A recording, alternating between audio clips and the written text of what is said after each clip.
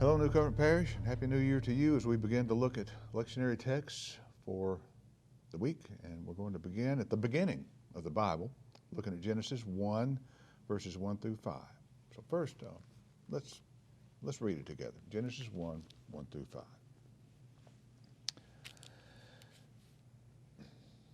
In the beginning, when God created the heavens and the earth was a formless void, and darkness covered the face of the deep, while a wind from God swept over the face of the waters. Then God said, "Let there be light," and there was light. And God saw that the light was good. And God separated the light from the darkness. And God called the light day, and the darkness he called night.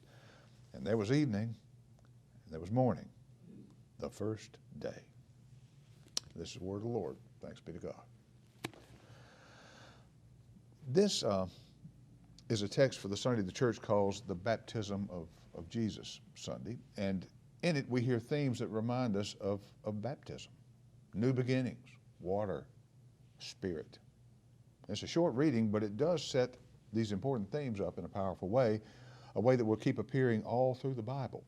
And this reading covers the first day of the 6 days of the original creative work of God in the story as the Bible tells it.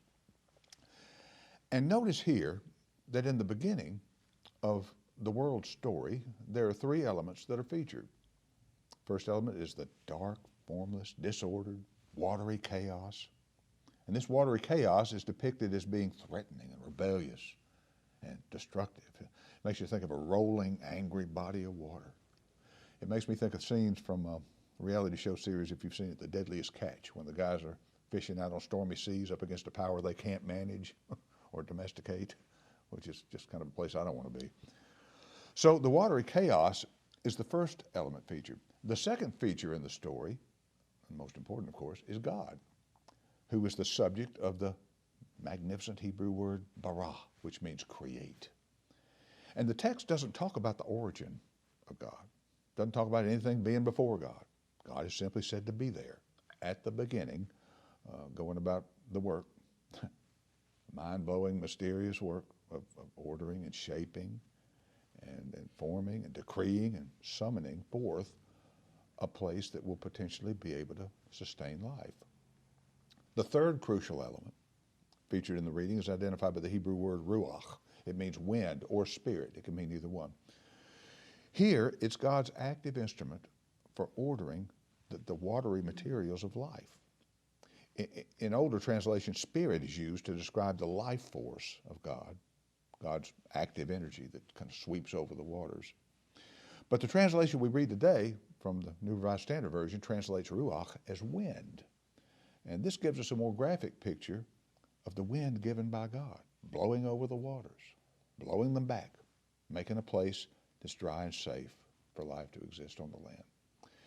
And thinking of ruach as both wind and spirit helps us on the one hand to think about in a concrete way of waters being held back by a physical force, wind.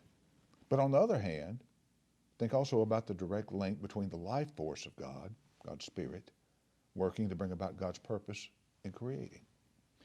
So the first 2 verses tell us that a safe, dry space for life in this world depends upon the life force of God, because we don't have the power or the resources to command the waters.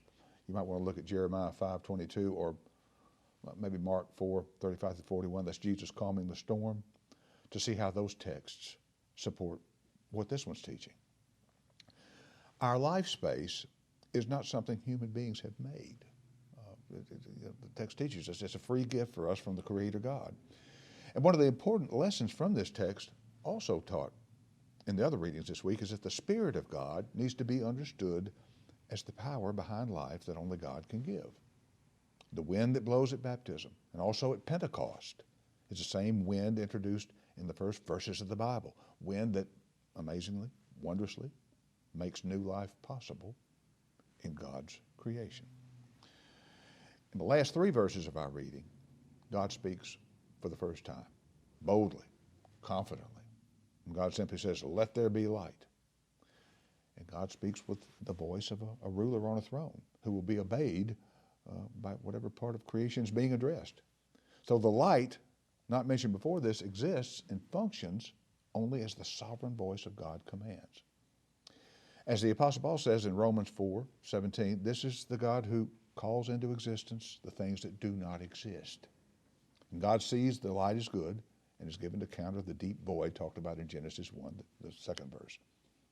You might want to compare what's written here to John chapter 1, verses 1 through 5, and kind of pay attention to how the texts complement each other, because they do a great deal. But notice here that God does not reject or condemn darkness.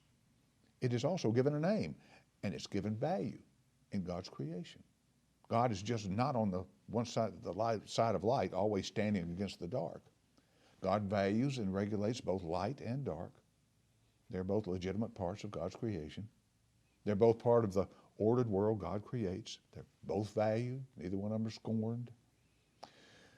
The first day of creation begins to look forward to the balanced and ordered, dependable world of seed time and harvest, cold and heat, summer and winter, day and night, that will all become a part of the rhythm and variety of life that will become home, a good home in due time for all God's creatures. So, through water and wind and spirit, God brings about a new creation. We'll think about how these gifts of God bless us in our baptisms in the New Testament text later this week. I look forward to seeing you then, my friends. Stay safe. God bless.